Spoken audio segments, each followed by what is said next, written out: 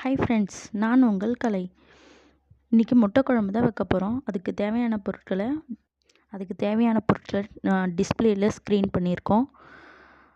ஒரு கடாய் வச்சு எண்ணெய் ஊற்றி கடுகு போட்டு நல்லா பொரியட்டுன்னு விடுங்க. நம்ம அரிஞ்சு வச்சிருந்த வெங்காயத்தை நல்லா பொன்னிறமாக வதக்கிக்குங்க.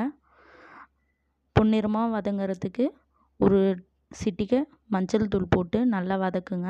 வதக்கின உடனே அது நல்லா கண்ணாடி பதம் வந்தோடனே தக்காளி போட்டு நல்லா வதக்கிக்குங்க. தக்காளி நல்லா வதங்கிறதுக்கு ஒரு ஸ்பூன் உப்பு போட்டுக்குங்க. உப்பு போட்டு நல்லா வதக்கிட்டோடனே மஞ்சள் தூள் 2 ஸ்பூன், கரம் மசாலா 1/2 ஸ்பூன் போட்டு நல்லா வதக்கிங்க பச்சை வாசனை போகிற வரைக்கும்.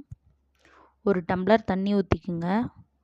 தண்ணி ஊற்றினோடனே நல்லா கொதிக்க விடுங்க. கொதித்ததும்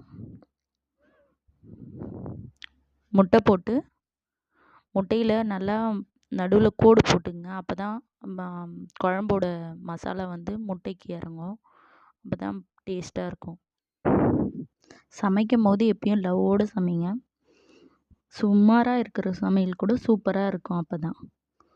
இந்த வீடியோ பிடிச்சிருந்தால் லைக் பண்ணுங்கள், ஷேர் பண்ணுங்கள், சப்ஸ்கிரைப் பண்ணுங்கள். லாஸ்ட்டாக கொத்தமல்லி தூவி இறக்கிடுங்க. அடுத்தது என்ன வீடியோ போடலான்னு கமெண்ட் பண்ணுங்கள்.